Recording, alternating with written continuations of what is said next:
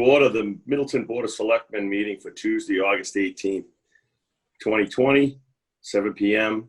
Want to remind people this meeting is being recorded. And should I read that preamble about COVID, or is that? No, it's not necessary to read it.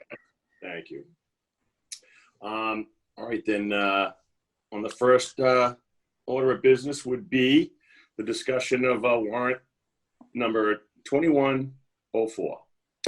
Thank you, Mr. Chairman. On payroll this week, this is actually last week's warrant. We're meeting on the off week this month. So last week's payroll was $554,352, and on bills payable, $1,221,404.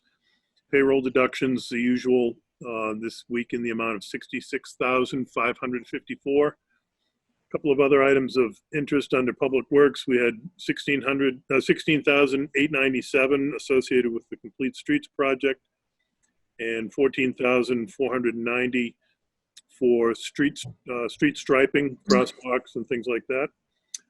And then down at the bottom on the treasurer, $832,778 for debt payment, and then at the very bottom, $3,007 for veterans aid. Sarah Wood has reviewed the warrant and asked the board's affirmative action. Okay, thank you. Can I have a motion to accept the warrant? Move to accept as presented. I second. And the second, we have a motion and a second. I'll call the roll. Selectman Hooton? Yes. Selectman Pentakis? Yes. Selectman Crester? Yes. And myself, yes. Motion passes unanimously. Warrant accepted. Now, motion for the minutes for open session, July 28, 2020. Motion to accept. I make a motion. Mr. Chairman, I move we approve the minutes from open session, July 28th, 2020. Okay, second? Second. Thank you. We have a motion and a second. Again, I'll call the roll. Selectman Hooton? Aye. Selectman Pentakis? Yes. Selectman Cresta? Yes. And myself, yes. Passes unanimously. The minutes are accepted. If Mr. Sheehan, you would, an update with updates and reports, sir. Sure. Thank you, Mr. Chairman. The Maple Liberty Street project, intersection project, is moving along well. Most of the primary work is complete. With cooperative weather, they'll be milling this week and then paving next week. They'll let it sit for a week or two after that to cure up, and then they'll do the striping. They'll be all done probably by the middle of September, which is what is called for, or what we've been expecting all along. So again, all weather dependent. Any lousy weather can push things off. Yeah. Can I interrupt you in that? At our meeting the other day, the MELD discussed the fact that they were going to lower the curbing, and I don't see that for the rail trailer. I don't see that curbing lowered. I see it in there, solid and high. Right. So that's one of the things that that still has to be taken care of. They're going to reduce the reveal of that curbing. I think it's a 6-foot reveal right now, 6-foot vertical, and I think they're going to drop it to 4. And I forget if they're going to keep it vertical or if they're going to slope it. But that is part of what remains to be done. There was a meeting out there late last week, I guess, between Paul Goodwin, Kenny Gibbons, and Mike Clutie or Kenny Rollins. I forget who was there. Okay. So that'll get taken care of. Good. Last meeting, Rick mentioned the fundraising for the rail trail. The group's been working with Katrina O'Leary on a grant application under the Shared Streets program. MELD is partnering with us on that. We'll be executing a license agreement with MELD to get permission to use the right-of-way for the rail trail. A lot of people with a hand in this, including the chairman and other members of the Rail Trail Association, John LeBlanc and Charlie Costigan, as well as Mike Cloutier and others at Meld and Katrina and Public Works. So good example of everybody working together and the benefits and the positive outcomes of projects like this when everybody's working toward the same goal. So we appreciate everybody's cooperation and help on that. We recently executed a lease agreement for the new ambulance that was approved at the June 24th town meeting. Delivery on that ambulance will be sometime after New Year, January, February timeframe. That's a three-year lease agreement. We received a little bit of good news from the state recently. I think I did share this with the board in a end of week email recently, but for the benefit of the public, the legislature and the governor have agreed to keep the two main local aid accounts, the unrestricted government aid and the Chapter 70 school aid accounts, at level funded with fiscal year 20. So we were preparing for a significant cut to those two accounts, and I'm pleasantly surprised with that news. So helps us a lot. We still got a number of areas of concern on the revenue side. Obviously, COVID expenses are kind of the elephant in the room. So we'll keep an eye on all of that on the expense side and on the revenue side. We continue to look for revenue enhancements and see where there are places that we may be able to do a little bit better on the revenue side, and also continuing to look at operational changes that might save us money on the expenditure side of things. So, Yeah, Andy, when the governor, the legislator made that commitment, did it come with a proviso that, if we get federal aid? Because without it, I don't see how they can do it. Right. It didn't cost, and that's an interesting point. It could have something to do with it being an election year, but I don't know if they plan to raid the rainy day account for this, or really what their plan is. There was a significant amount of CARES Act money that came to the state.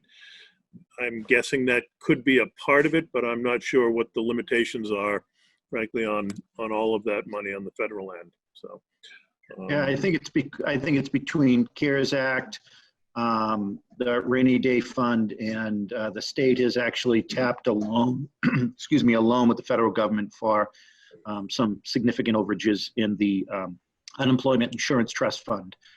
So I think that is between the loan and the CARES Act is what freed up the dollars to not have to drain the reserve fund just for local aid. I mean, we should always keep in the back of our mind of potential 9C cuts if things continue to go south with the state. But I appreciate that we're getting a level fund this year. We should, hold on to our britches for next year, because I think it's not going to be pretty. Yeah, and a number of us have talked to a number of board members individually about this, and a number of you have said the same thing, that, initially 21 looked like it was going to be the bad year, the challenging year. More and more, it looks like 22 is going to be the challenging year. So we're sort of keeping our fingers crossed and doing what we need to do to prepare for 21, but also taking a longer view, and that's where those potential operational changes come into play that really improve our long-term sustainability on the budget end of things. Andy, a couple of other things on the budget. Do we have any recent numbers yet on meals tax and lodging tax revenue for the year? We don't, because that was all part of the tax holiday or tax leniency that was adopted by the legislature back in, February, no, not February, April or so, when that first round of relief went into effect. So there is in addition to the delay of the income tax, or the postponement of the income tax, was the grace period for meals and lodging taxes, and I think general corporate taxes and payroll taxes and things like that. So, or all sales taxes, put it that way. So I think they have until the end of September to make those payments. They're still required to collect that. It's not it's only a deferment. It's not a relaxation or elimination of the taxes. So we're not going to see anything until sometime in the fall on those things. So Do we think we're going to see 2021 payments coming within the fiscal year, or do we think the delay and further collection is going to roll into the rest of the fiscal year? So yeah, that's one of the challenges that we have, is we don't know if this tax holiday or tax leniency is going to push the whole schedule back, or if it's just going to sort of collapse it into that first quarter or first 2 quarters. That remains to be seen. There's not a lot of guidance yet in terms of the longer range outlook in fiscal 21. Okay. And not a lot of information coming out to even allow us to plan for that. So we'll have a better sense, I think, by the next meeting of how fiscal 20 ended. Sarah has been working on that. It has looked surprisingly good, but there were still a few things outstanding last we spoke. So I think by next meeting in 3 weeks, we'll have a better sense of that. Okay, thank you. One thing that we are still seeing is pretty robust construction activity. There's still a couple of more units at 97 North Main, which is just north of Essex and Forest. A couple more units there. I think they're 3-unit buildings. So a couple more buildings there to pull permits. The building at 217R South Main, which is Lonigan. Is it Lonigan? Not Lonigan. Runlet? Runlet. Thank you. That is pulling its permits. There's sizable permit application fees with that, and then the project across the street here behind Angelica's is getting ready. We expect that to start pulling some permits this fall. So there's still decent activity. A lot of the single-family home activity has tapered a bit of saturation in the market, and the market is slow to absorb some of those units. So there's less speculative construction going on, especially on those projects up off East Street. But some of the other activity on Route 114 and close to 114 is still pretty robust. So I know we ended the year, we ended 20 ahead of what we projected for permit revenues, and at least so far in 21 we've been trending pretty well. So we'll keep. Andy, is there any news about what the 99 is doing? No, we haven't heard anything from them. We're going to reach out to them and see if we can get a sense of what their plans are. I did talk to Scott Fitzpatrick recently about that, last week about that, and it's been quiet in his office from them as well. So he hasn't heard anything. So we're going to see if we can get an update from them. There's a lot of uncertainty, but I would think that they would want to be ready once we move into phase 4 in the government. Can we And contact we should tell that property owner Right, to at clean it least up. cut the weeds. Clean it up. Yeah. And it's become a lawn sign haven. Right. No. Well, you can't see the signs because of the weeds. Anymore. Yeah. The other interesting development activity is at the former Candlelight property. And as you recall, there are like 5 different properties under same ownership or related ownership up there on North Main Street. And 2 of those have been filed for site plan approval or special permits with the Zoning Board of Appeals. The first being the little brown building to the left of the Dunkin' Donuts that's kind of hidden in the woods there. That's proposed as an office building. And then the former ginger mill, which is behind the former Candlelight, that is, there's a plan that's been submitted for that for apartments. So we'll see what that looks like. The Board of Appeals will be hearing that in September. So. And Andy, I know I mentioned this to you the other day, just for the board's edification.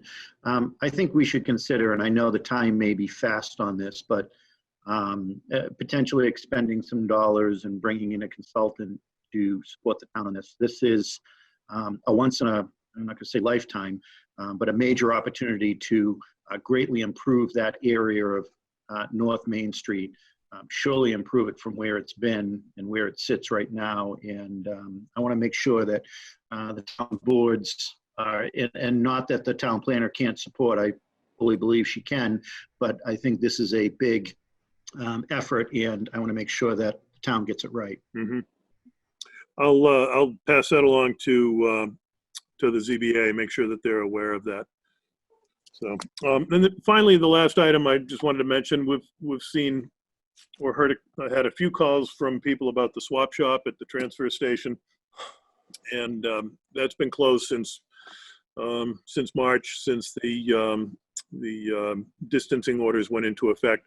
Our plan is to keep that closed until we move into phase 4 of the governor's reopening plan. So whenever that happens to be, we would look to reopen the swap shop at that point.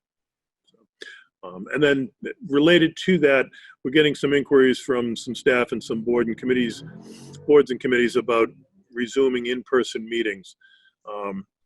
And my thought on that is to hold off on that until phase 4 as well. The primary reason being that in the case of most of our boards, there would be fewer than 10 people in a room, which is the indoor gathering limit. But it doesn't allow for much in the way of audience participation. So you still have to have a remote component to it. And so I think for now anyways, and also because many of our meetings take place in the schools and the library, and those are sort of hot, I don't want to call them hot spots, but they are sensitive locations. I think it makes sense to hold off still on in-person meetings. So to that effect, I'm going to put together a policy for the board's consideration at the next meeting to kind of guide us to when we can move into a resumption of in-person meetings, whether that's entirely in-person or a combination of in-person and remote. So I went on a little longer than I intended. I apologize for that. So back to you, Mr. Chairman. Okay, thank you, Mr. Sheehan.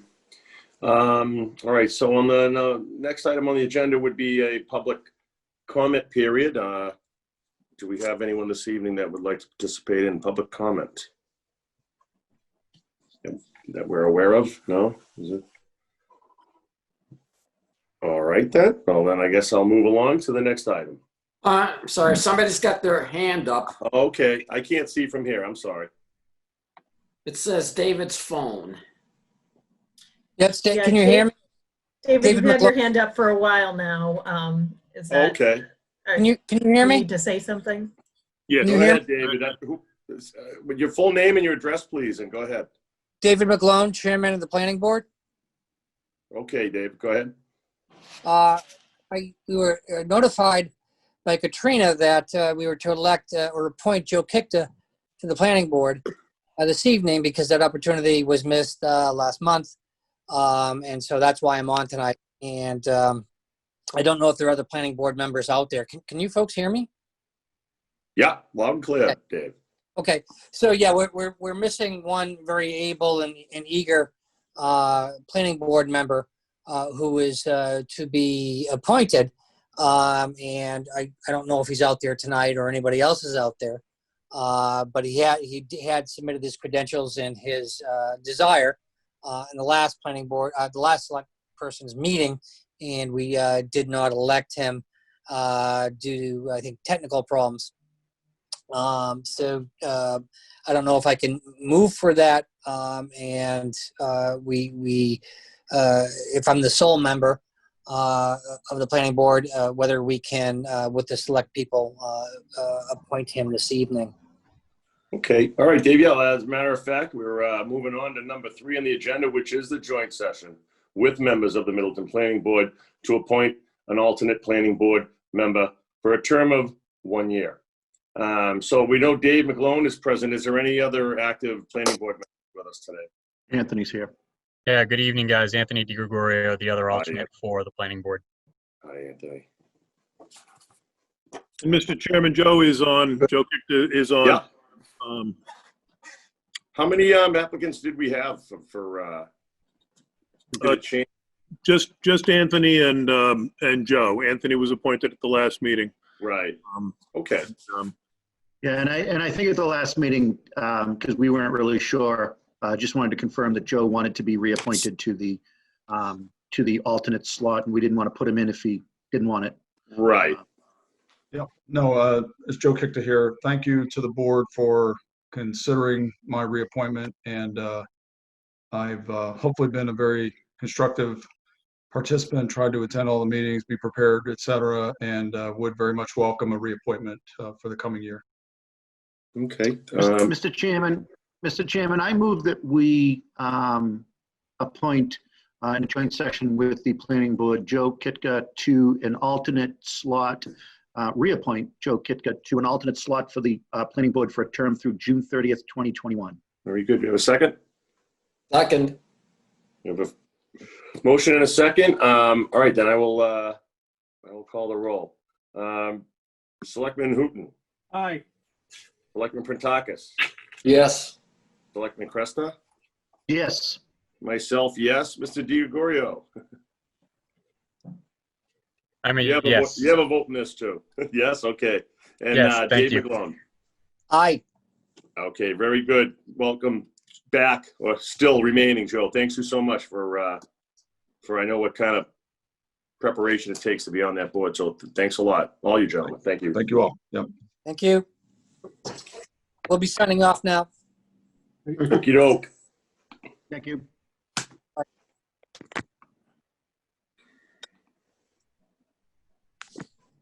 Okay, then that passed unanimously for Mr. Kidner. Thank you. So we'll move on to number 4, which is a review and vote on the application for transfer of license from Interstate Management Company, LLC to Merit Boston North Operator, LL regarding the operation and management of the Doubletree Hotel at 51 Village Road, Kevin Varr and Steve Mobley. Who do we have with us tonight?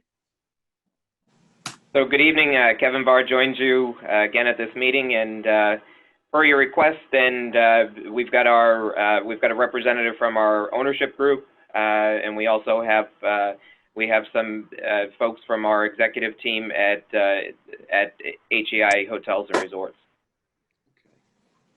Good evening, folks. Brian Russo's here, representing Merit Hospitality.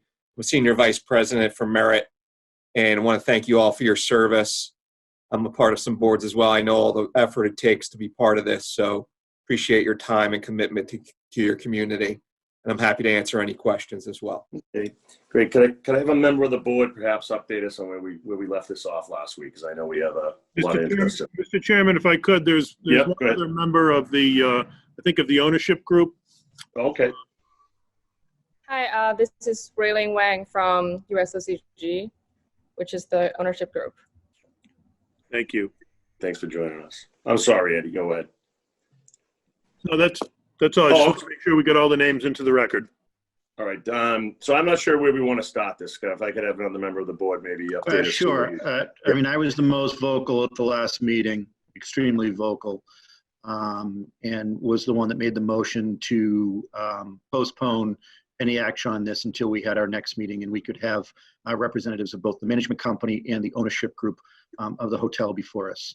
So I think to reiterate of what I discussed last meeting is I've been on this board since 2010, and I've probably 5 different times during transfer of management or license or any item, we have consistently been notified months and months after that has happened. And every single time that has happened, we have asked the license holder and the ownership group to ensure that this does not happen again, and it happens again. And I understand that we are in the midst of COVID, but during that period, there were several months that there was just no communication to us on changes that were happening. I think, as I said at the other meeting, and I want to be very clear, there is not another food or alcohol license holder in this town that we would ever let get away with what has happened at this facility in terms of transfer. Again, I'm one member of this board. This is officially the last time. If this happens again, I will absolutely vote and move that we do not approve the transfer during that period. I know that facility is a revolving door. I know it's a facility that a lot of young folks come in and become trainees and move through the management ladder. I appreciate that. I also appreciate that the facility is moving forward to make some improvements at the facility. I also understand that COVID has had a pretty detrimental effect both on your industry and the facility. You heard us talk earlier about looking at what our meals and lodging tax will look like within the town. We expect, across all of our revenue sources to be down, which means your revenue sources are down. Still does not mitigate the fact that months and months and months go by when there's a change in leadership, ownership, management, or license holder, and we're never notified. The last time this came up, we delayed again action on this and asked for a letter from the corporate entity stating that from a corporate officer that they had a process in place now to notify us when this change happened. And lo and behold, the next time it happened, we weren't notified. And again, we would never let any, I'm going to call them out, and I don't think they would, but just imagine for a moment if Maggie's Farm had changed their manager and waited several months to let us know. We wouldn't put up with that. And because this is a hotel with a restaurant and an all-alcohol license that is on the town border, we should expect and demand the same of them as we do of every other license holder in this town that follows the rules.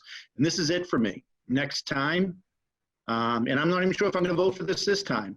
And I'm interested, Mr. Chairman, in hearing from the new management team, the owners and others, what is the process? I mean, is this the way that you operate with all of your licenses? Do you make changes and then don't let the license holder? I can tell you, if you owned a facility in the city of Boston, the licensing commission would never, ever put up with this. And we shouldn't either. All right, thank you, Brian. I guess that's that's an ample question. I mean, I don't know who wants to speak for the hotel answer to that, but yeah, it's indifference is, probably a light word to say that that's how we felt from that address up there. And I wonder if a few people could respond to that. Brian Russo's on from Merit Hospitality. I don't know if Whitney's on as well. Yeah, and we do have, and we're, Merit. Let me ease your troubles here some. Obviously, we just came into this. We're a much smaller, focused management company than Interstate was, and Interstate does have a lot of trainees go through. I think you'll find that HEI, while we have great standard operating procedures, we did have to lay off our paralegal. Unfortunately, our revenues were down 92% from COVID.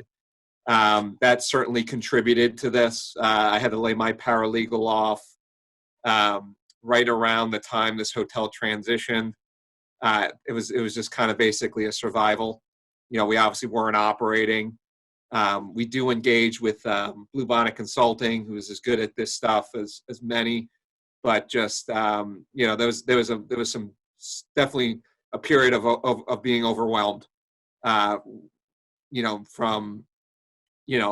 things like legal matters to just getting bills paid. So for that, we certainly have brought our paralegal back.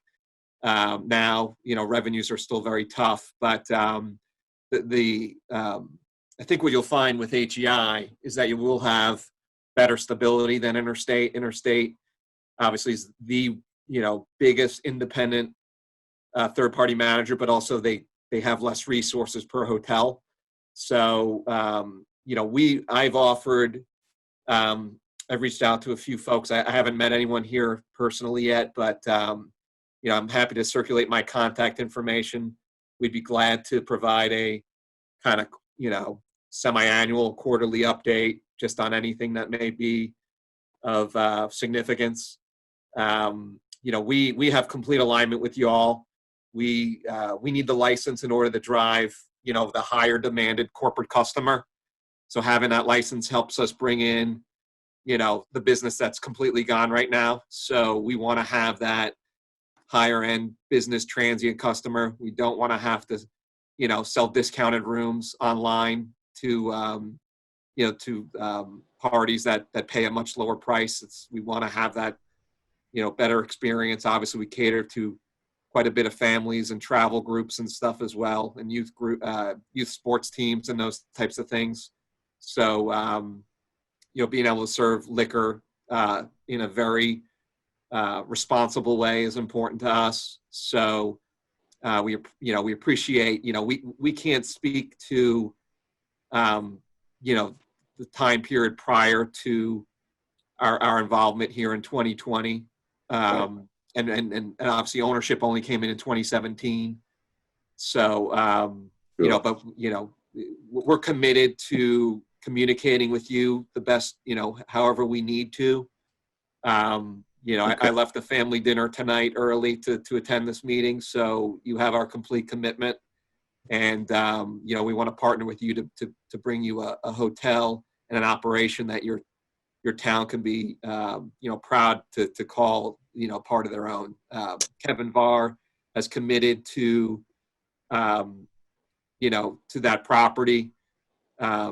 He's beyond that training point. So Kevin's committed to the area. He actually has ties back to it, and he'll speak a little bit, I think, if you need him to. He has ties back many, many years ago to that property. And he calls, his family that call the area home as well.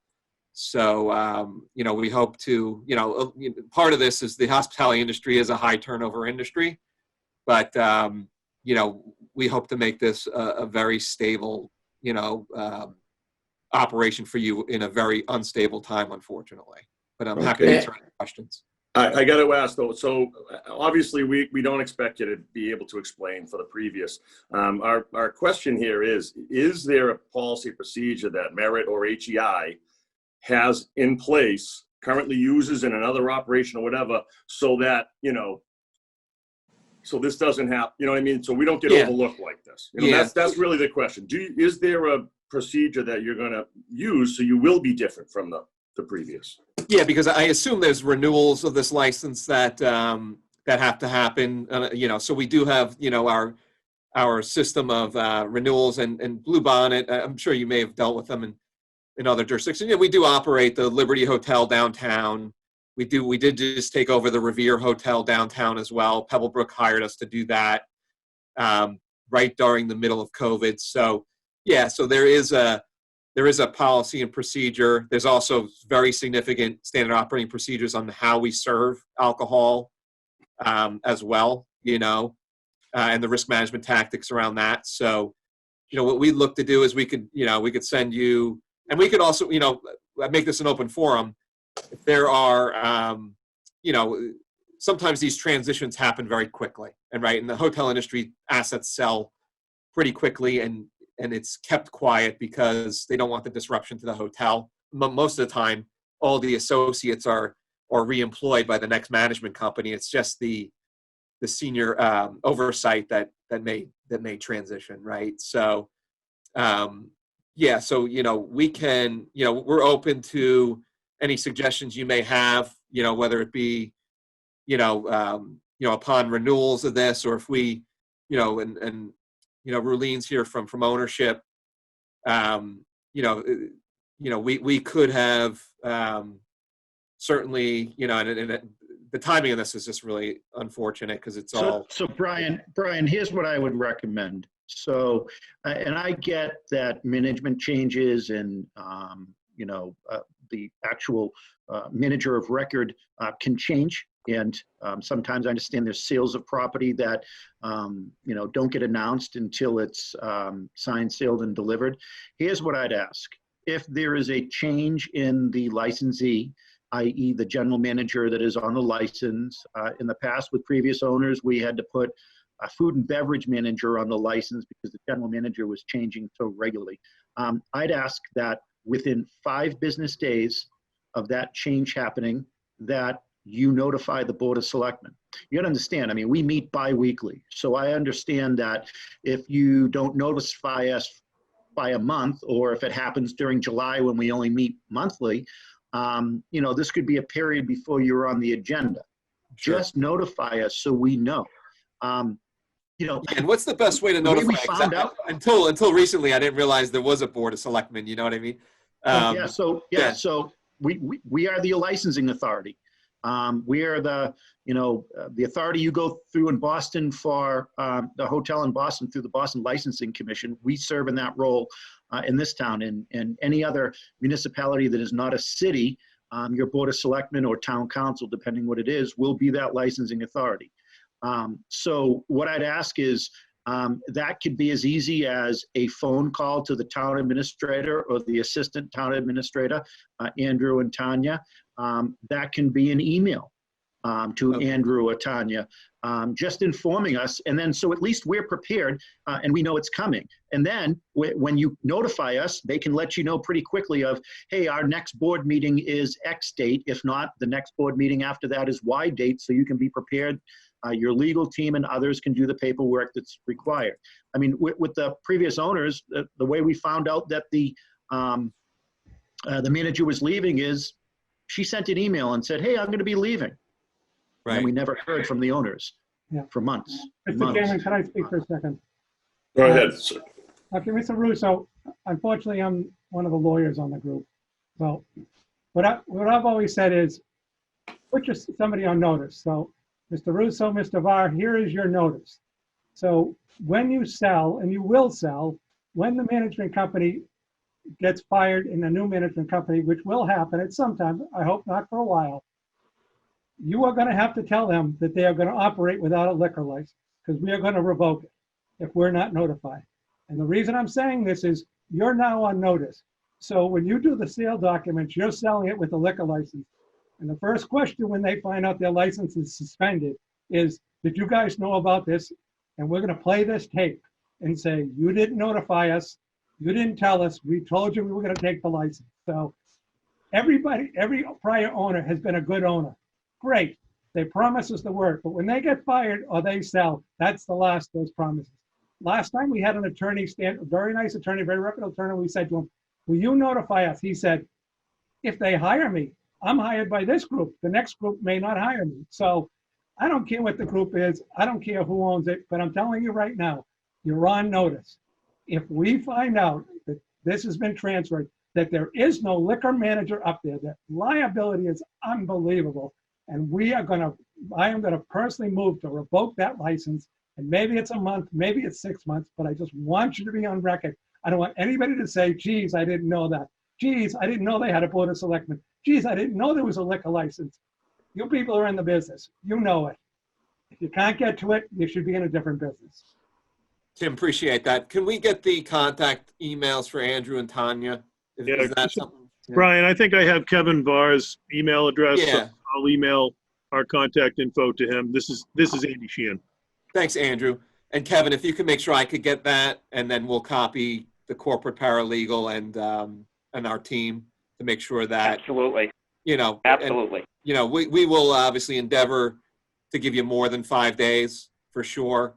And we'll even reach out and let you know if there's anything contemplated. Can we just also, for my education, Can you just educate me on those instances in which you need notice?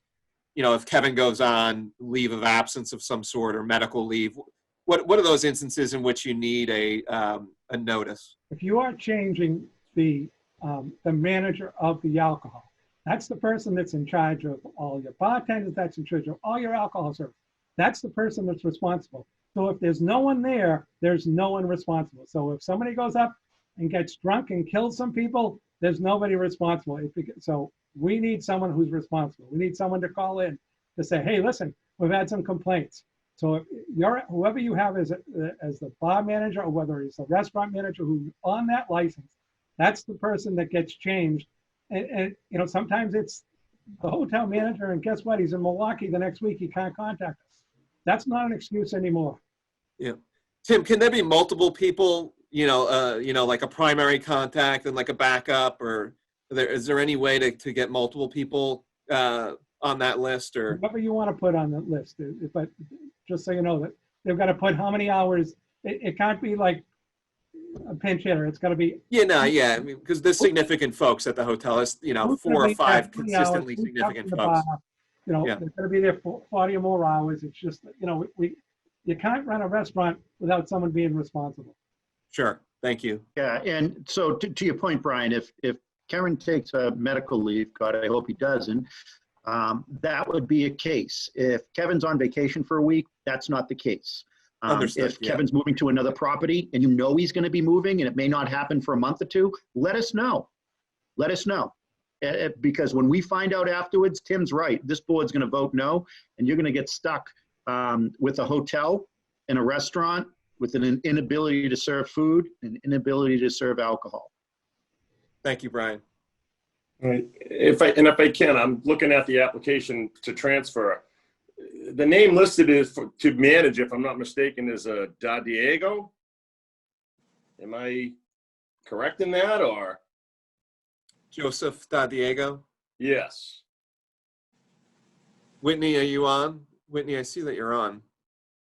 And well, I mean, and more specifically, if that is a manager, I noticed that it specifically asks for a number of hours that be on the premises, and that's been left blank. So it's my understanding, so my name is Whitney Gillings. I represent Bluebonnet Consulting. We put together the application that was filed, and I do not personally work on it, but I handle a lot of transactions for HEI, and I've worked very closely with them over the years. And it's my understanding that as we began preparing this application and then the hotel shut down for 6 weeks or so, there was a GM change that we weren't made aware of until after. So when we were initially filing the application and to get it filed, there was a GM change that we hadn't been made aware of. So we, and that brought in Kevin Barr. So then we had to update the application, which would be why there is a discrepancy there. With the So extensive. have we not received the updated application? I don't see it, Brian. We did receive and that might be on me, Brian, and board members. We did receive an updated application. We didn't put everything in the packet for this meeting, just out of space concerns. We do have Kevin's information from before. We do have his background check and all of that. That was done by the chief prior to the last meeting. Okay, Kevin, can I ask you then, until I see that, how many hours per week you intend to be on the licensed premises? Well, I'm currently living in the hotel right now, so I'm here pretty much 7 days a week. But you know, my typical work week, you know, is between 55 and 65 hours a week. Okay. All right. All right, so Andy, I guess then, so you're satisfied with the documentation that you do have for Mr. Varr in this transfer? Yes. Yes, we are. Andy, did that documentation include tip certification and who's been tip certified? We have it for Kevin. I don't know that we have it for the rest of the staff.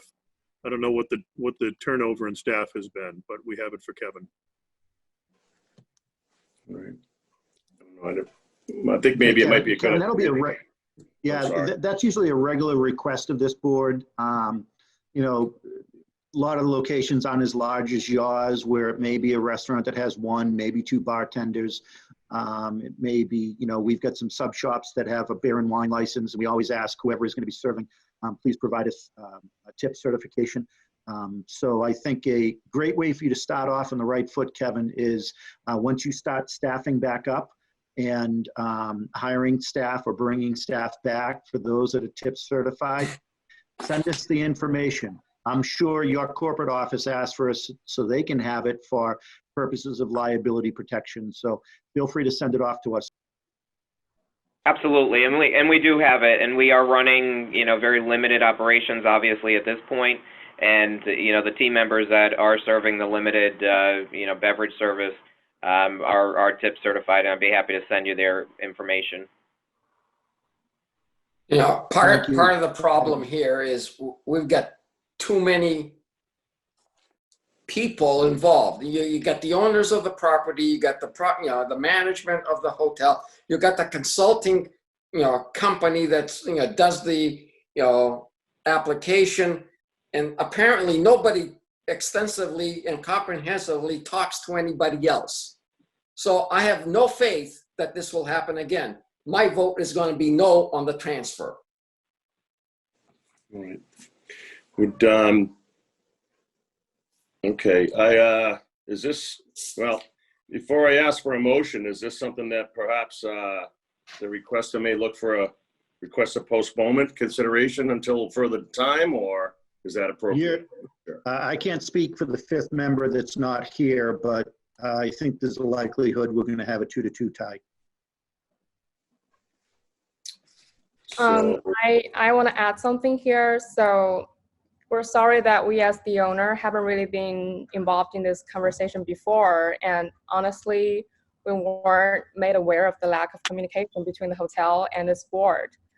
And I'm very glad that you decided to invite me to attend this meeting today, because now we're here and we heard your point. So I want to assure you that HEI and us will be working very diligently on ensuring the board timely communication, because ultimately we want to run this hotel efficiently and profitably, and we want it to be a good representation of the community. And you made it very clear that you want what you want from us, and I'm all for it. So thank you.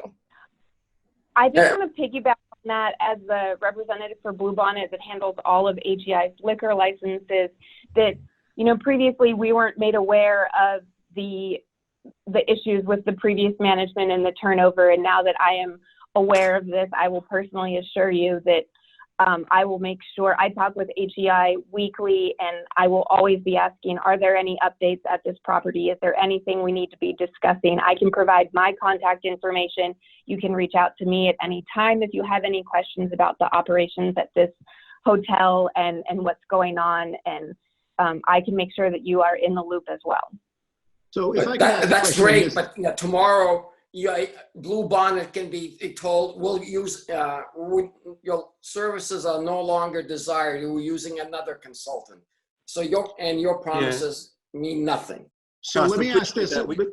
We've used Bluebonnet since I've been with HEI and since 2006. So they're the one steady.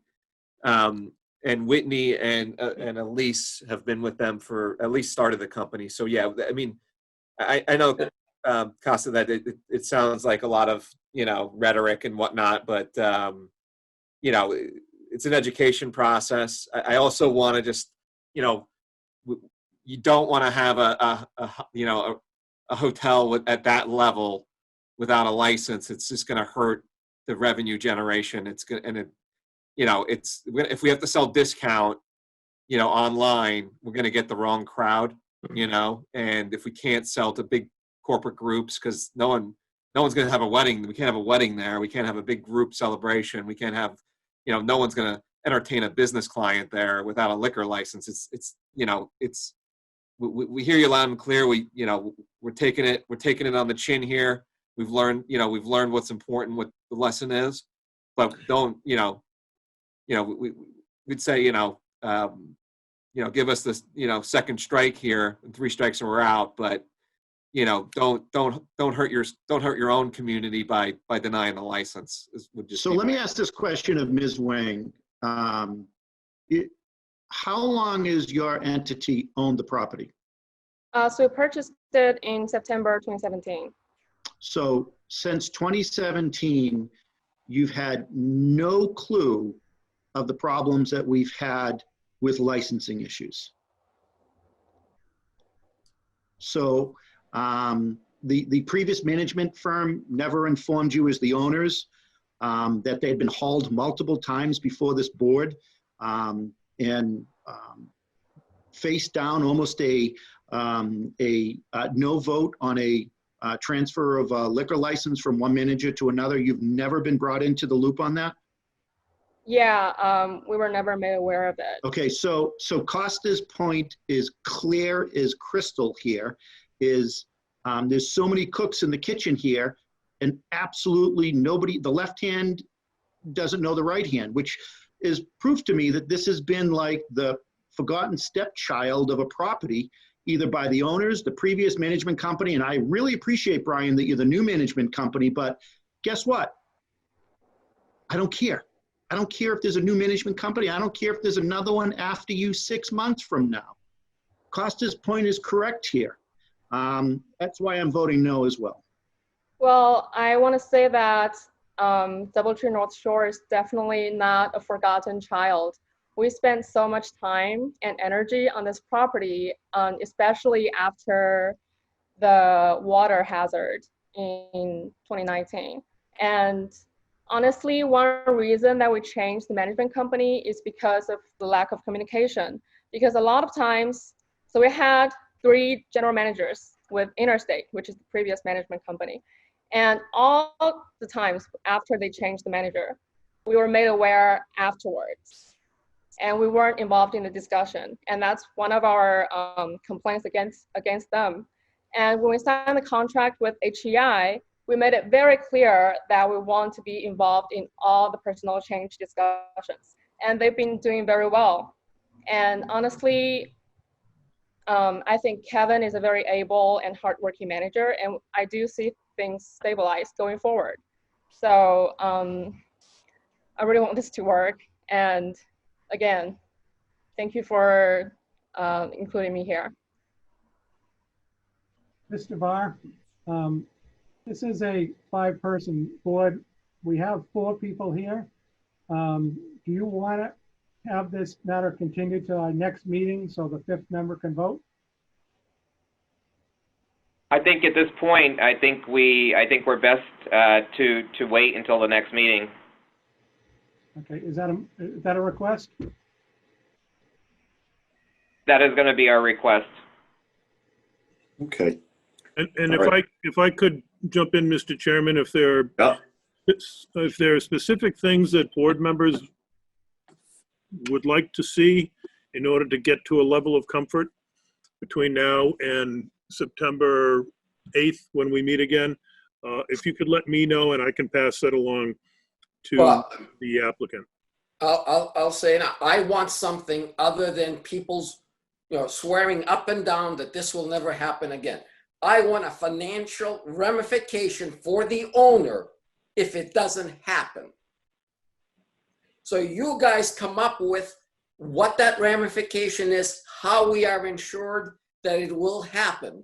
And if it's satisfactory, I'll vote yes.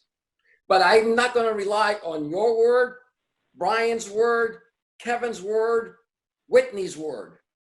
We relied on people's words too much. I want something concrete, something that will make the owners hurt if it doesn't happen. All right. Thank you, Costa. So I guess I agree Kevin, with that. then, I agree with that.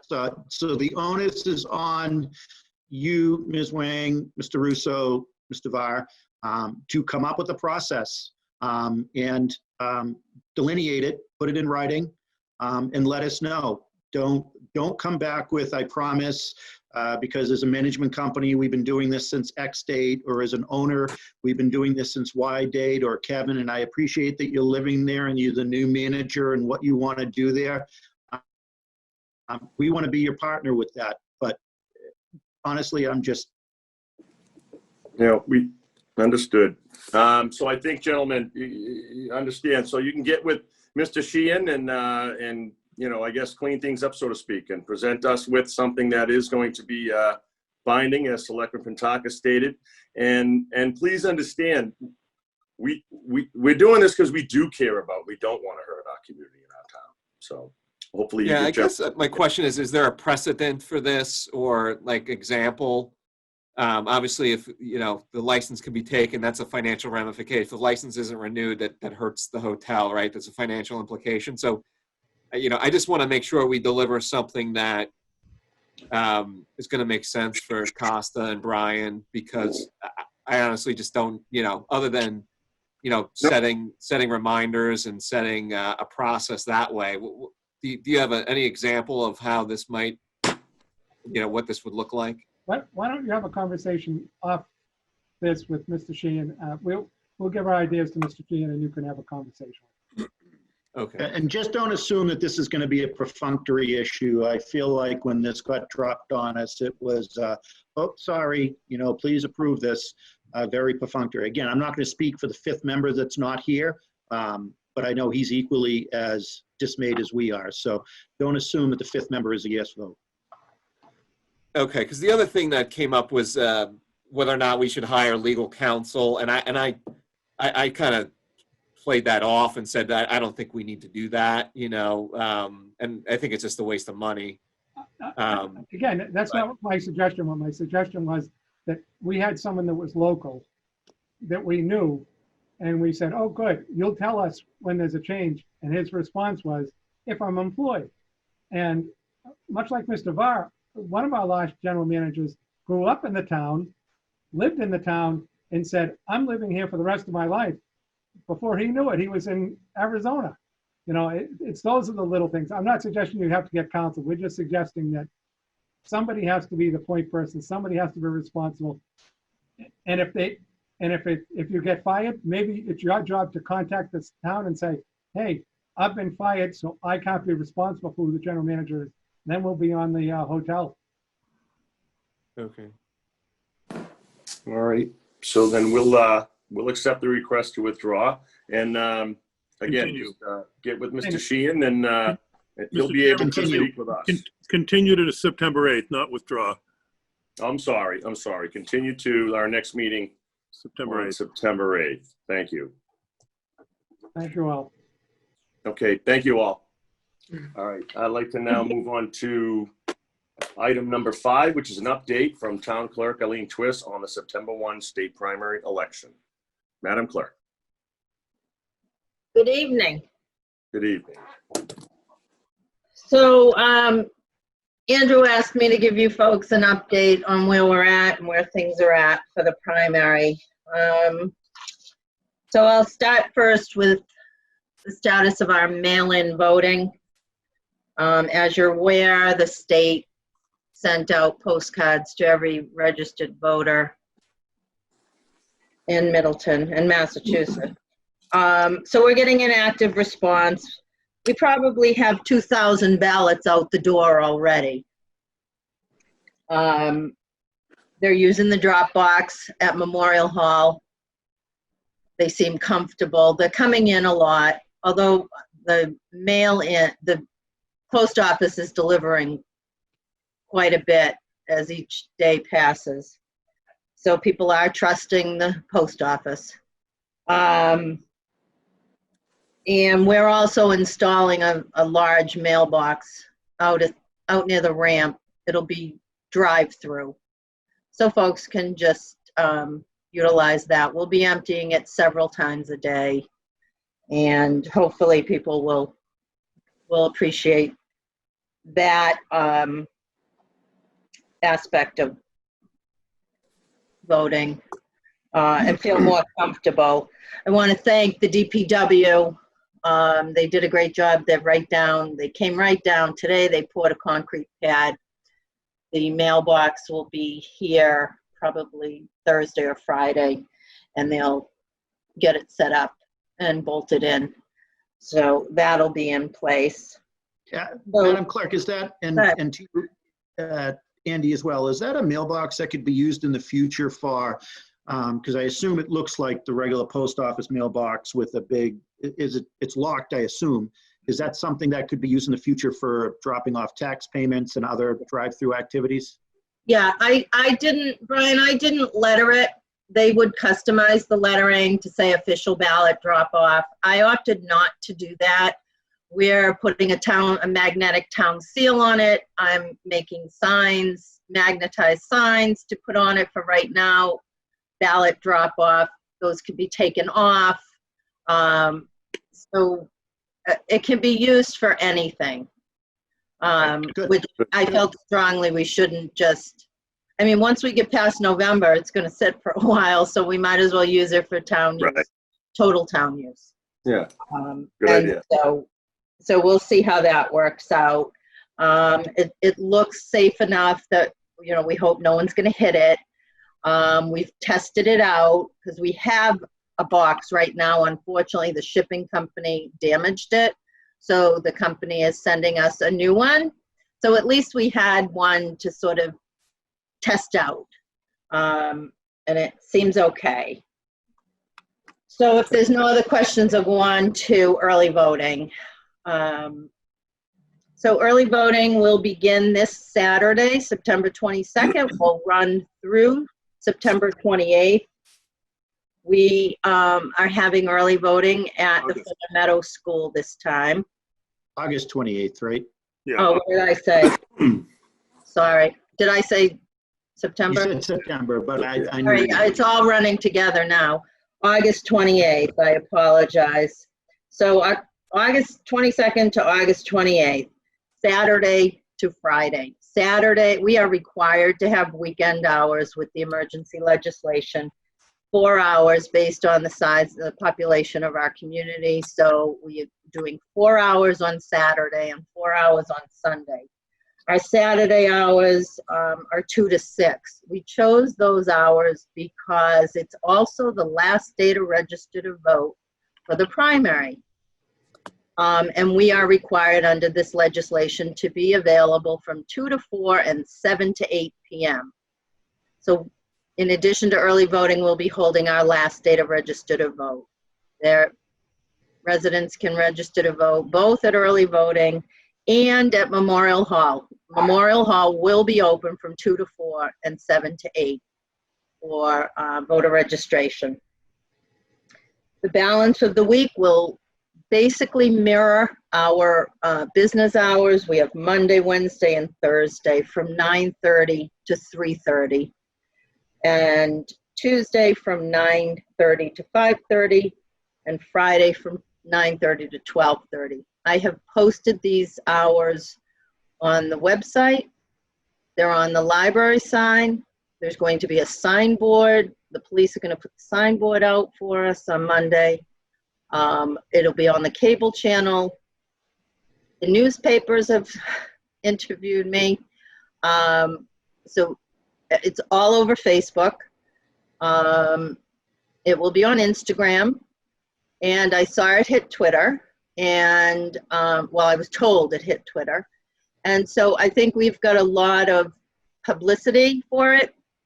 We'll see what happens. Again, we're at the Fuller Meadow this time.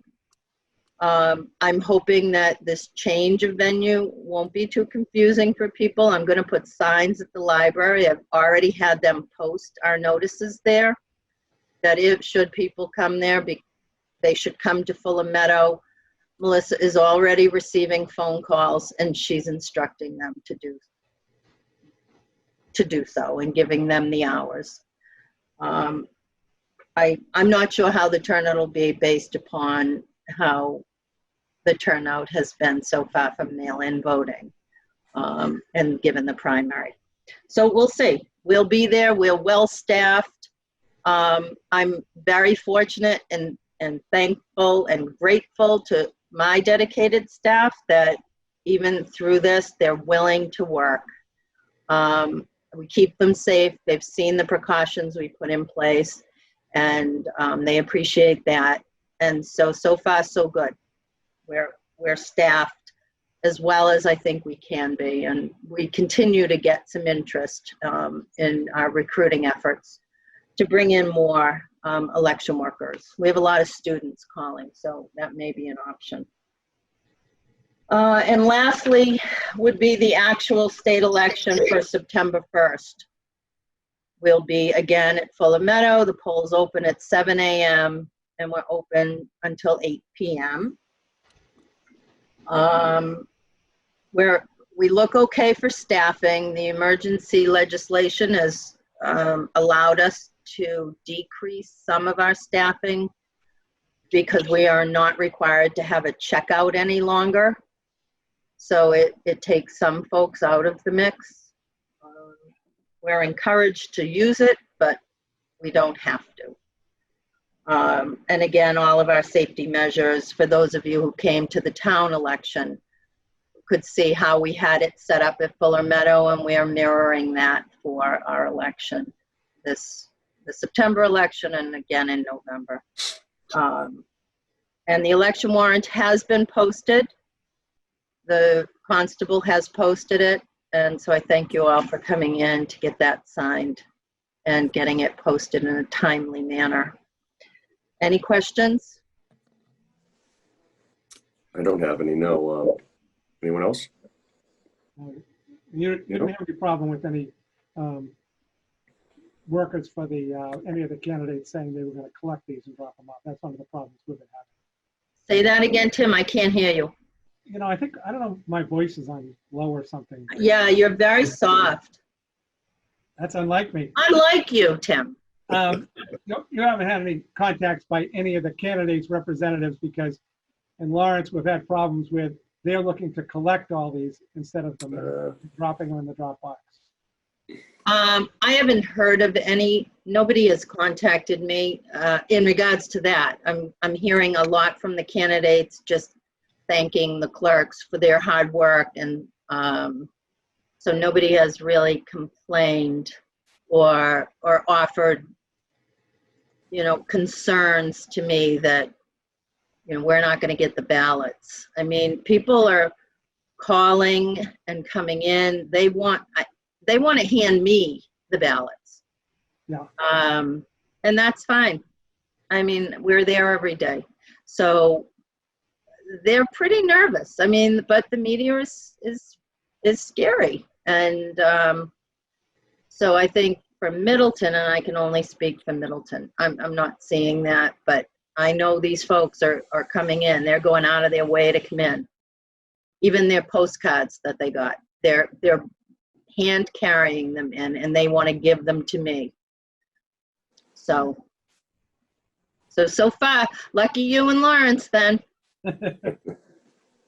This is not an easy process. I talk with clerks every day, and everybody is struggling, and this is not easy. It makes you wonder about being a clerk. So, but we'll get through it because we always do. So, if anything else? I'm fine. Perfect. Yay. Thank you very much. Thanks, Thank Eileen. you. Thanks. Great. We'll see you. Bye-bye. Okay, now we can move on to number 6, which is a review and vote on the option to purchase a deed restricted affordable housing unit at 57 Peasley Circle. I guess, Mr. Sheehan, maybe you can update us on that a little bit. Sure. Thanks, Mr. Chairman. So there is a couple of, or a number of affordable units, condominium units at Peasley Circle, and I always forget the name of the development. Riverview, I think. Riverview, thank you. Riverview, yes.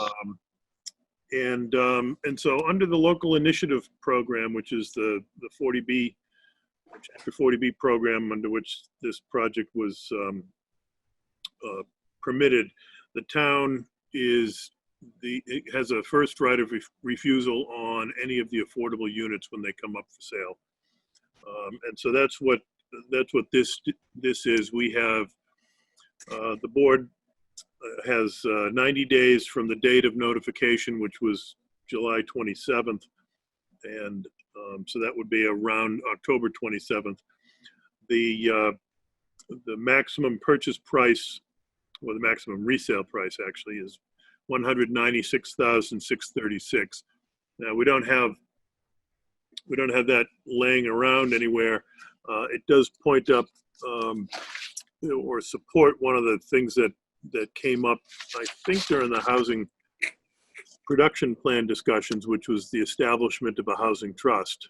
And if you had a housing trust, you could put funds in there from CPA or from general fund or wherever else, and then you'd be in a more nimble position to act on an offer or an opportunity like this if it came up. So this is the item tonight, is for the board to indicate its position on the first right of refusal.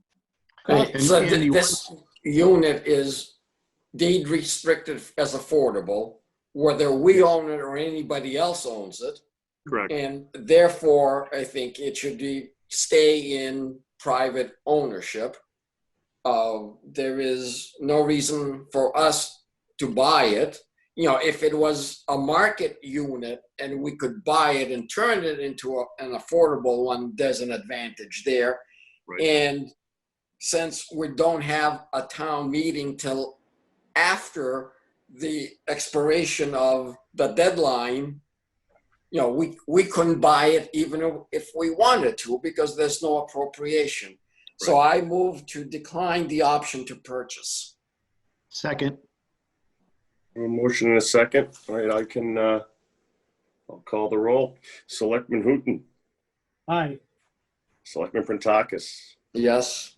Selectman Cresta. Yes. And myself, yes. Motion carries unanimously. I'm trying to find out where that is. There we go. So we will take no action. We will refuse our first right. Whatever. I'll inform the seller and DHCD. Now, Andy, does this board now have to take an affirmative vote on the transfer when it does happen to the new owner, or is that handled just by DHCD? That's handled by DHCD.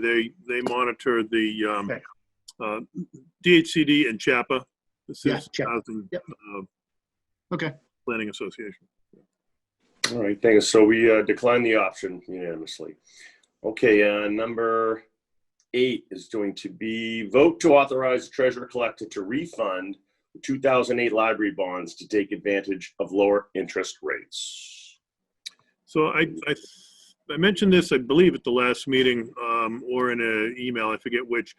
Our financial advisors working with Belinda Young and Sarah Wood identified that we could save some money on our outstanding principal on the library project that was initially borrowed in 2008, and we are currently paying, there's a number of bonds outstanding, but between 3.7 and 3.95%. They expect that we'll get down a little bit below 1%. And the projected savings over the remainder over the last through 2020 fiscal 27 is about $20,000 a year, about $118,000 for the balance of the bond period. And the period will run just the remaining 8 years, because there's 8 years remaining on the existing bonds. Yeah. Okay. All right, so I move that in order to reduce interest costs, the treasurer is authorized to provide for the sale and issuance of bonds under general laws, chapter 44, section 21A, to refund all or any portion of the remaining principal of the town's general obligation library bonds dated April 15th, 2008, including, if any, the payment of any premium and accrued interest associated therewith, and that for this purpose, the treasurer is authorized to provide for the preparation and distribution of a preliminary official statement, provided, however, that no bonds shall be issued under this vote unless and until the final interest rates and other terms of the refunding bonds are approved by the board. Second. Second. We have a motion and a second. All right, then we will take a roll call vote. Selectman Hooton. Yes. Selectman Prentakis. Yes. Selectman Cresta. Yes. And myself, yes. So And that just motion, in terms of the schedule, the bid for this will be on the 15th of September, and then assuming that we get satisfactory bids, the paperwork will be before the board on the 22nd of September. all right, thank you. Motion carries unanimously. The next item on the agenda is an update on the police. Actually, if I could just ask one question. Sure, Andy, is Brian. there any rationale to look at this for Howe Manning? I know the rate was really low for Howe Manning, but It was, and so our advisors, you're only allowed to refund once during the term of the borrowing, and our advisors use a 3% differential to look at that. So I Okay. think on the library we're at like a 5%, and so I don't know that we would ever, unless we get into a negative rate environment, I'm not sure that we would ever be in a position using that formula on the Howe Manning, because we did do very well on that. yeah, the rate's really good there. I agree. Yeah. Okay. Thank you. Okay, all right, no other discussion. We'll go on to number 8, which is an update on the police chief search process. And I will recuse myself from participation in this item. I just wanted to give the board and the public an update on where we are. We issued a request for qualifications a couple of weeks ago for a firm to help us with the recruitment and selection of a new police chief. That went out on August 4th. We recently pushed initially we had given about 2 weeks to respond. We issued an addendum last week, pushed that out to give an extra week, and then answered some questions that some of the bidders had. So we'll receive bids or qualifications on the 26th, and then at that point begin to review the proposals, the qualification packages, and make a decision at that point for the firm that will help us through this process. So Andy, let's talk schedule and calendar. When do you expect that the consulting firm will be ready to roll? And then how long do you expect the process to be from once that process begins with the vendor through a decision by the board on an appointment? And the reason why I'm asking, so DG's retirement is 12/31, is it? 12/15.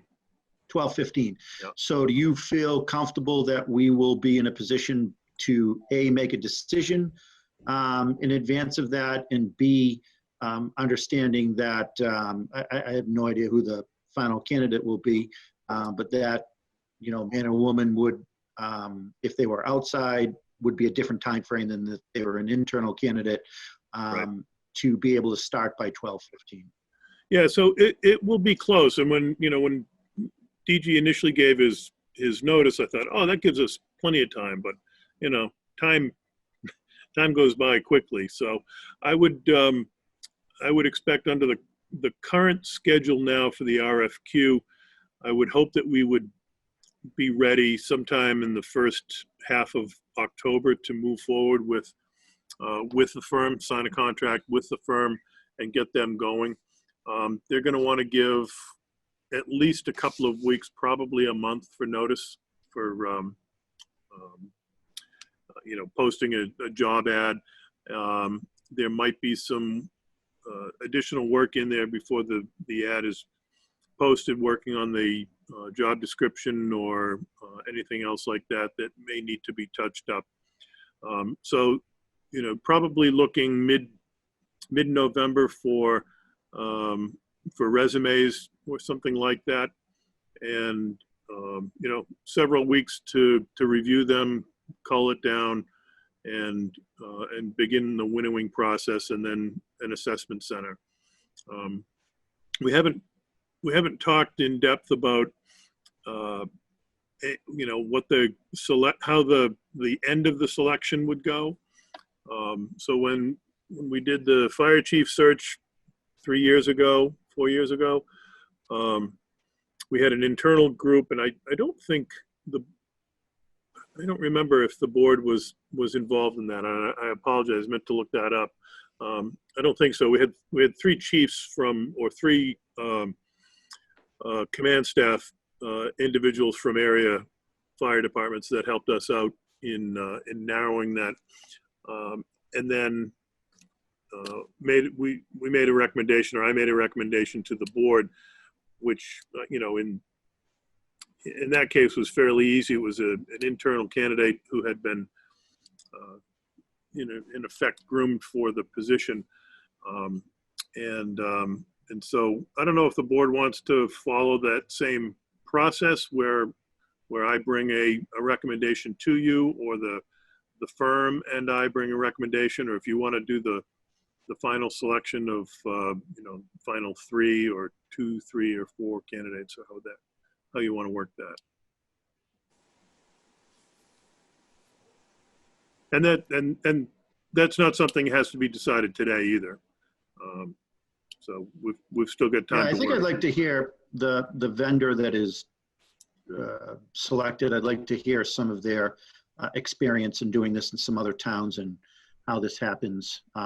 This will be the first new police chief since 2006, I think. When did DG start as chief? So yeah, something like that. Yeah, somewhere around there. So this is a big change at the department. So and the reason why I asked for the time frame, so given the schedule you've just detailed, Andy, I think it's likely that we may be making an appointment right around the same time that DG is leaving, or possibly afterwards. So I'd like to hear some potential recommendations if we have to move to an acting capacity, what that would be. And, I've been through this in another town when I was on the board for a selection of a police chief, first time in like 30 years. And we ended up going with an acting chief for a period of time. And the decision was made that the acting chief was somebody that was not a candidate. Yeah, and that's something that I went through in another community that I worked in, and we brought in a retired chief that I had some opportunity to work with previously, well respected in the area that I was working at the time. So that's not a bad way to do it, and often what it really does, one of the great benefits is two things. Allows a fresh set of eyes to come in that doesn't have a long-term vested interest in the recommendations, and so can be completely blunt and honest about things. And then the other is it gives us more breathing room in terms of making the decision. One of the challenges that cities and towns often get into is a fear that we can't possibly go a week without pick the position, police chief, town administrator, CFO, whatever it is. And so if you have somebody in place for 2 or 3 months or whatever it happens to be, it gives us breathing room, allows us to allow the process to play itself out completely, depending on how the schedule goes. And obviously there's a lot of uncertainty right now with COVID and everything else. A little bit of a delay in the schedule can accumulate with holidays and things like that. That was my point for bringing this up, because we don't know what the fall is going to look like. So whether it's a outside retired chief or a member of the command staff that is not a candidate, I'd probably be comfortable with either. I just want us to at least have some ducks in a row, that if timing reaches that point, I don't know if it would be a case of if we were a month away from a decision being made that, DG may decide to stay for, 15, 30 more days, or whatever the case is. I just wanted to bring that up if that's an issue, because A, I don't want to rush something for the sake of rushing it, and B, I don't want to have to be in a position of making an interim position appointment when it may be one of the candidates. Right. Yeah, so we can lay out some options there and start to explore the options that we have, both internal and external. Okay, thanks. And then, and so is it the board's preference then to have a meeting with the consultant that we choose, or does the board want to be involved in the consultant selection as well? So I think the last time we used a consultant was the hiring of your position, Andy, and I don't want, what we did in that process was first a community group that did the first culling of the list, because I think that greatly delayed the time frame. Let me say this: I'm not happy with I'm completely happy with the candidate we chose, but my concern was the Good recovery. Good recovery. Thanks. It was Freudian. But my concern is that when you have another layer like that, it can get delayed, and candidates sometimes drop out, move, whatever the case is. So I think I'd first like to hear from the consultant that is chosen, their experience on that, and then I'd go with the feeling of the board. Obviously, this will be a 4-member board that will make a decision, not a 5-member board. Right. And I don't know if we need the big dog and pony. Maybe not a good term. I personally don't know if I need to see the consultant. I think I'd rather be involved. Yeah. Well, I don't know if I need to see the consultant. I'd just like to hear some recommendations. That can come through Andy. Right, but I mean, he was asking, what he's hearing. we want to be in the picking of the consultant, not that group. Yeah, I have no no, interest in on that, picking the no. consultant. No. Sorry, I misunderstood. I thought you meant post-consultant. No, Andy, I trust you and Tanya and being a part of that decision-making. And once the consultant is chosen, I don't think they have to come before us. I don't want to delay this anymore. You can come back with some comments from the consultant that says, they've done A, B, and C in other towns, and this is what would make sense here. All right. That works well, yeah. Is that the consensus? Yes. Okay.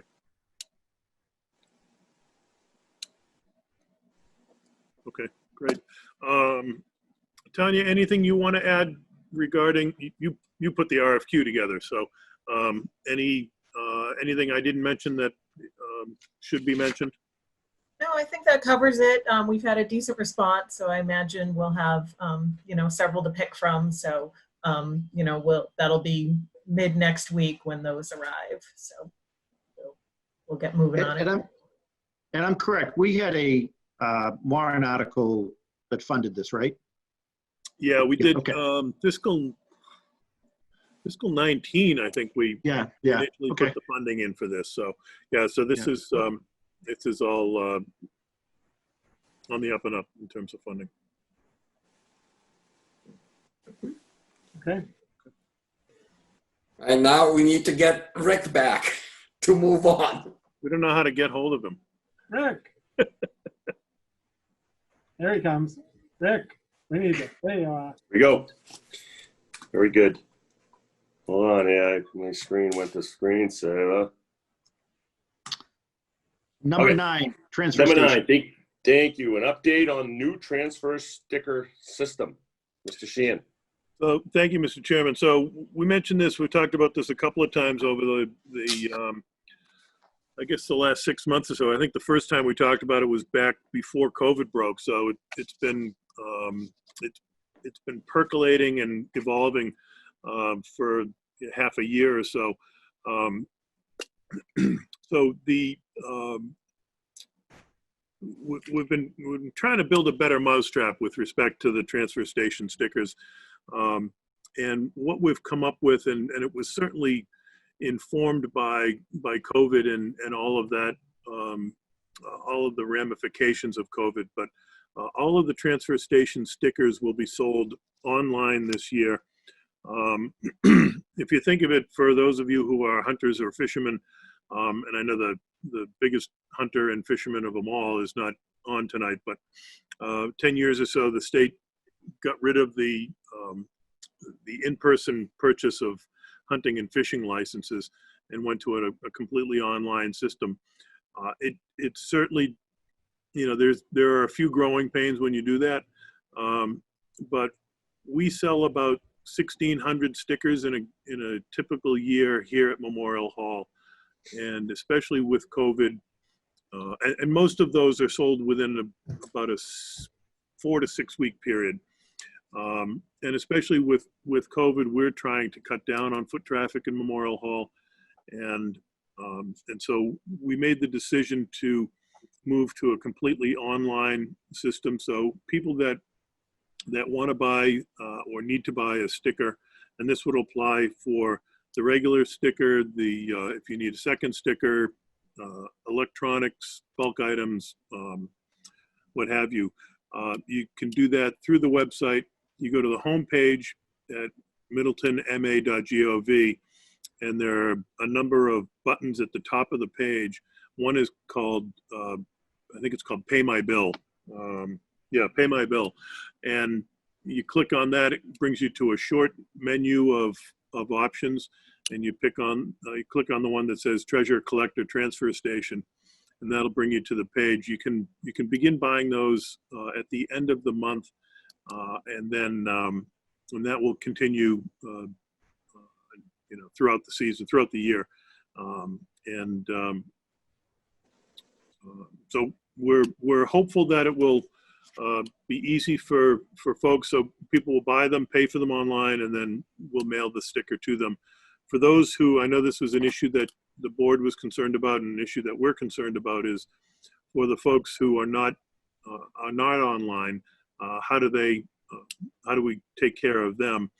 And what we're making available and have already made available are paper applications, so that people can fill out the application, mail in their payment and whatever supporting documentation they need, and we'll process it that way and mail them the sticker, and they'll be good to go when the new stickers are due.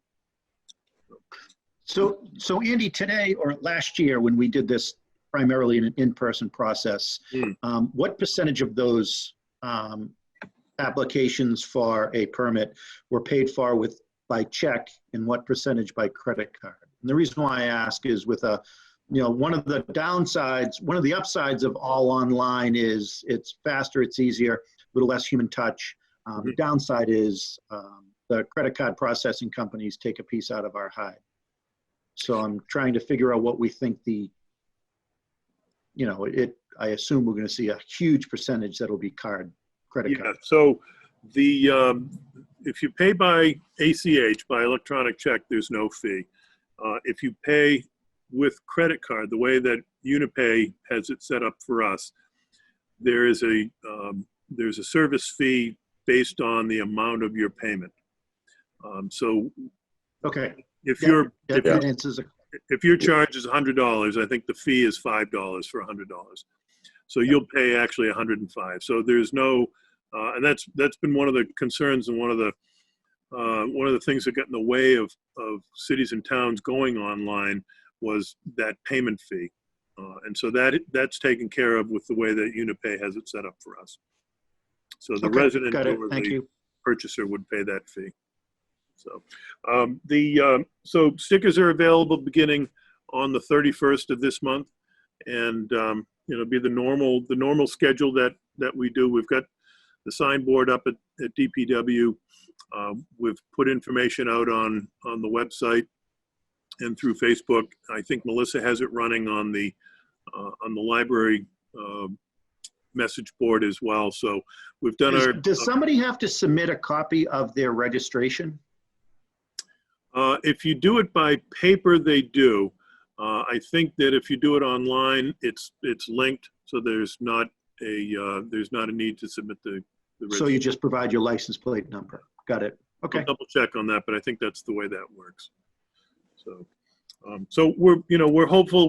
We understand that not everybody's going to love it, but we do think that it's the most appropriate course of action, particularly in the COVID environment that we're working. Okay. No other questions? We can move on. Oh, I had one question. So on the paper one, is that something someone could print off the town website? Yes. How would they? Okay, thank you. Yeah. That question Printed was off the website. We've got them here at Memorial Hall. Actually, they're outside. So right next to the drop box, okay. there is a weatherproof clear Mylar container. And you can get them there. You can get them through the Council on Aging and at the library as well. Will they be Okay. available at the transfer station? Yeah, I believe we're handing them out at the transfer station as well. Yeah, they're handing out paper with the instructions of what's recyclable as well. Good. Thank you.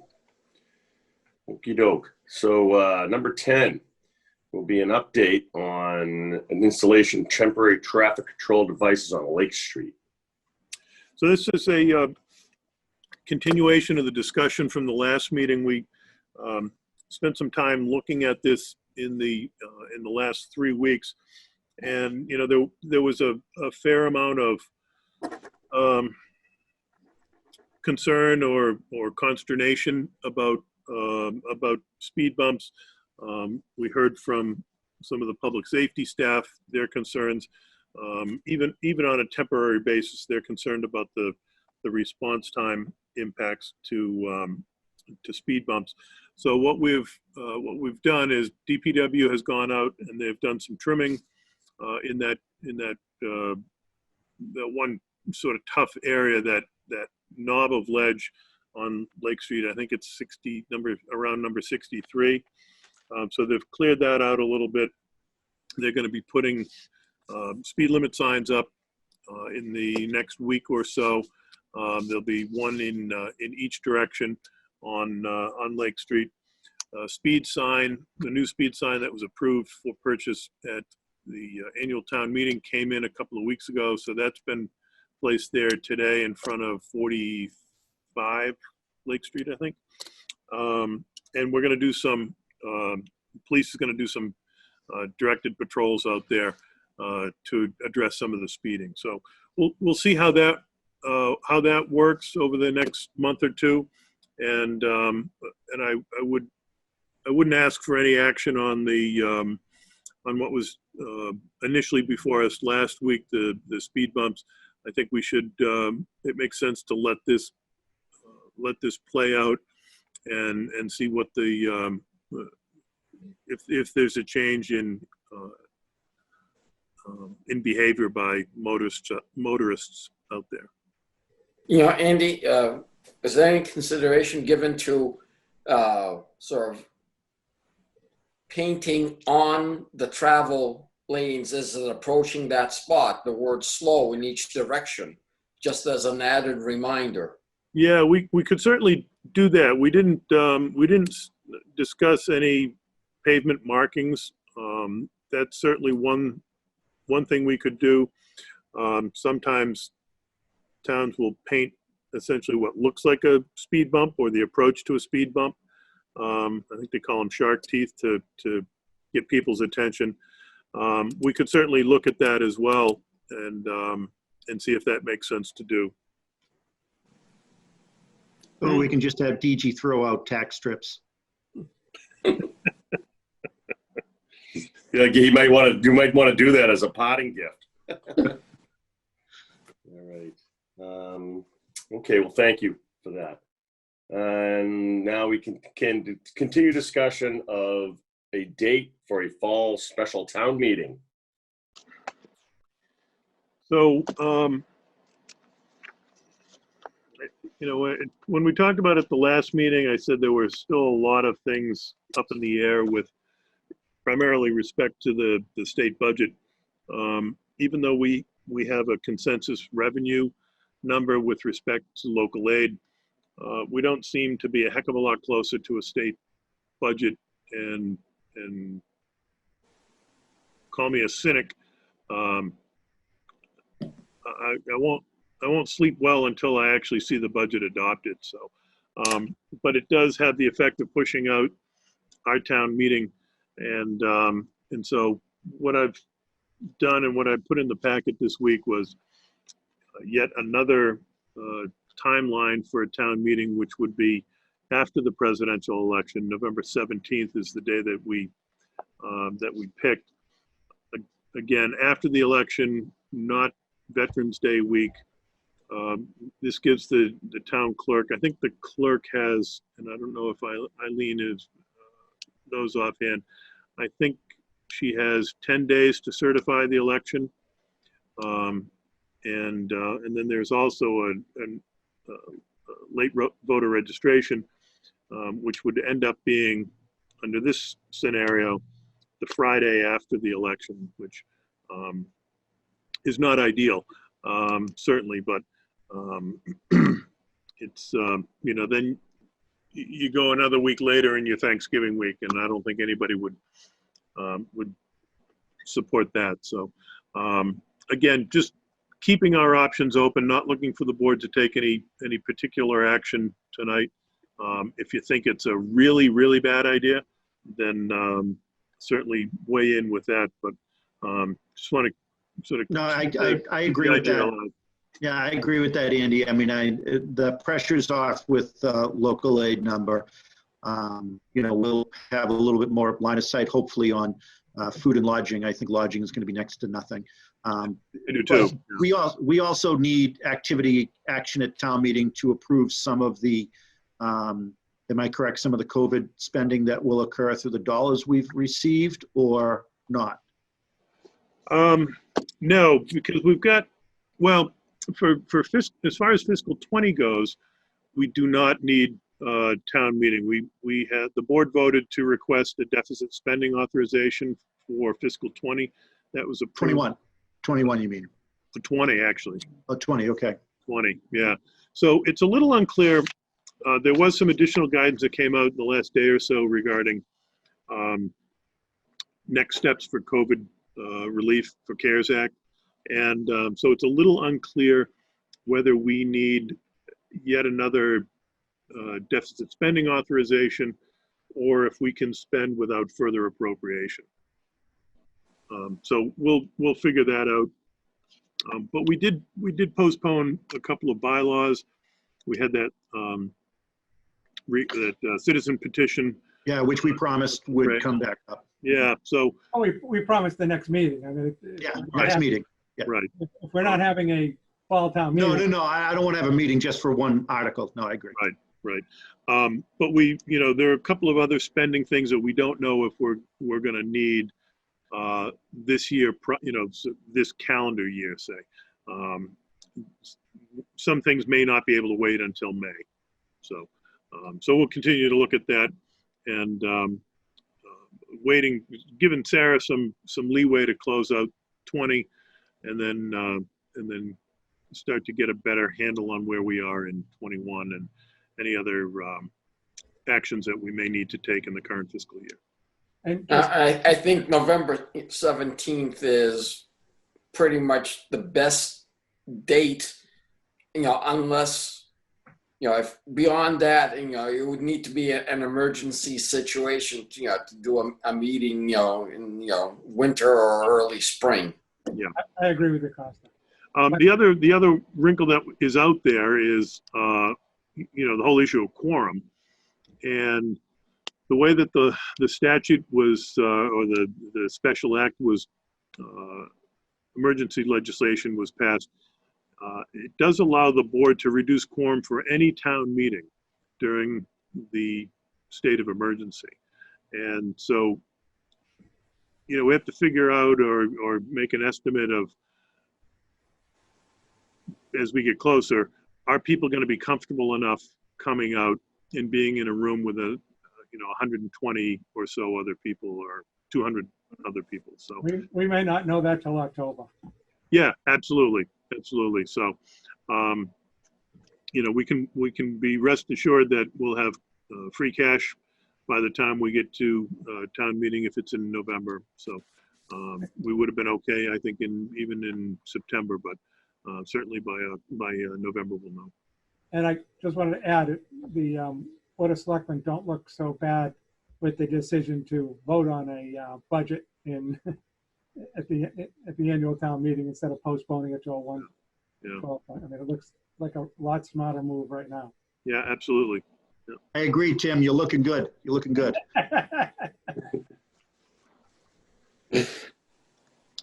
All right, very good. I think, all right, there we go, sorry. All right, so if we don't have anything else on that, we can take a vote to accept the following donations and grants. The Fire Department Student Awareness and Fire Safety Grant in the amount of $3,965 and Senior Safe Grant in the amount of $2,348, as well as Council on Aging donation from Eric Dowling in the amount of $1,000. Thank you very much, Mr. Dowling.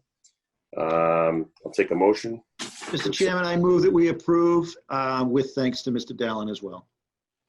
I Very good. second. Very good. All right, then I'll take a roll call vote. Selectman Hooton, Yes. Selectman Pentakis, Yes. Selectman Cresta, Yes. and myself, yes. And yes, thank you for his, thank them all for the generosity. Motion passes unanimously. All right, I don't know, do we have any other new business anyone wants to?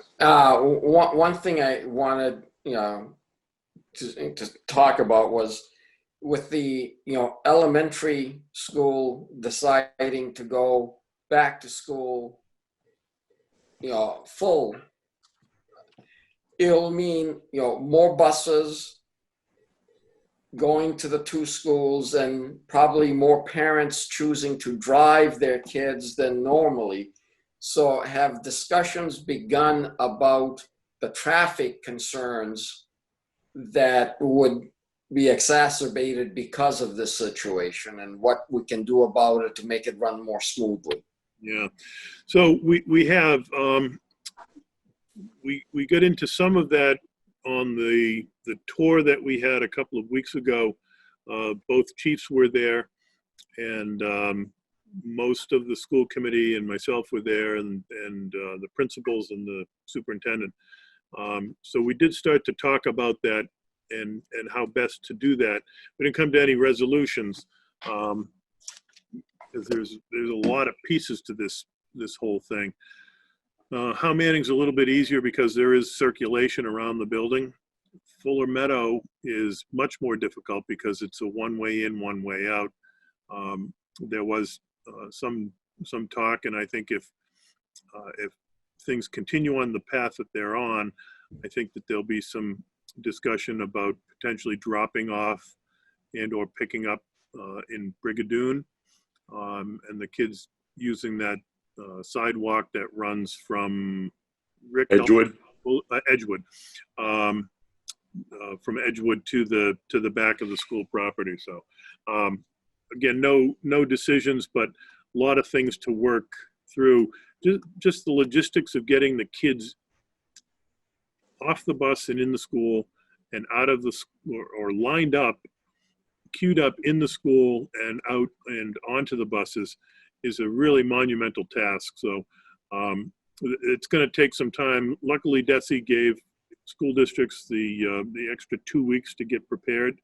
And certainly Middleton Elementary is going to need all of that in order to get things ready and get all the logistics in place. So it's going to be a challenge. The school committee's meeting again on Thursday. I suspect that there'll be a further conversation about all of this, but Scott Morrison and his team and us we're in regular communication. Yeah, do you know how their discussions with the teachers union standing? Have they started talking with them? They were scheduled to meet with them sometime this week. I don't know if that's happened yet. So okay. If they have, I haven't heard what the outcome of that was.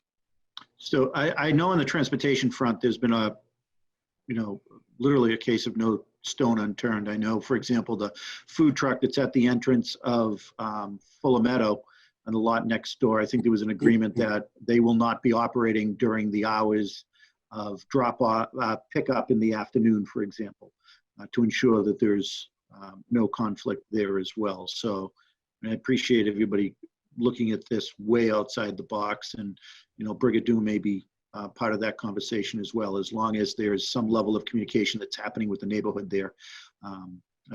If Yeah, that's and that was just one thing that we talked about. We talked about queuing up at the golf course, in the golf course parking lot. You know, maybe we bus the kids over and the parents pick them up there. At the golf course, it's a little easier to get in and out of. But, you know, we're probably going to have police presence there to help people get in and out of there. And, you know, getting back to the whole issue of town meeting, if we need to add 4 buses at $61,000, $62,000 each, that's a cost that's not budgeted for under the school. Yeah, I feel in the end there's going to be a significantly larger percentage of students being brought to and from school by a parent. Even though the social distancing requirements in the bus would normally show a significant increase in busing, but at least the parents I've heard from, they're planning on not utilizing the bus. So yeah, I expect that too. The challenge is that you can say that you're going to bring your kid, and then you can change your mind tomorrow. And yeah, I mean, but that's kind of been the model that Masco's always followed. Their buses have, in the bus routes they've used, never match 100% capacity. Right. And the bigger issue may be the time frame on how they queue to get on the bus and how they queue to get off the bus. So, and the school committee will handle this decision, although it'll be the town that'll vote to approve the funding. Is there, let's say there's 4 buses that are said that are needed additional, and 1 month in they find out there's such a large percentage of folks that are driving that those 4 buses are not needed. Are we tied into those for the school year, or can it be a different basis? It depends on the way that the contract is structured, the way that the RFP is issued, or the invitation for bid is issued, and how the contract is structured. So, Okay. yeah, can't say at this point. I would think that the school department would want to issue it in such a way that it maintained their maximum amount of flexibility. The bus contractor, on the other hand, is not going to want to have to tie up buses and employees unnecessarily. So with Masco operating in a different environment in terms of in-person versus remote, the bus contracts right now have been, just for lack of a better description, 50% funded through Masco, 50% funded through the elementary. Is the elementary school going to be bearing 100% of the cost of all the buses? Yeah, they're 2 separate, contracts. But I was understanding that it was kind of, the way that they were staggered was a efficiency of cost, knowing that a bus, it's not like a contract in Middleton and then the bus goes to Lawrence, for example. I'm just wondering if that's going to drive the cost up because of Masco not utilizing the buses. Well, I suspect, and I don't know the answer to this, is that the bus contracts for all 4 districts, Boxford and Topsfield are going remote as well as Masco.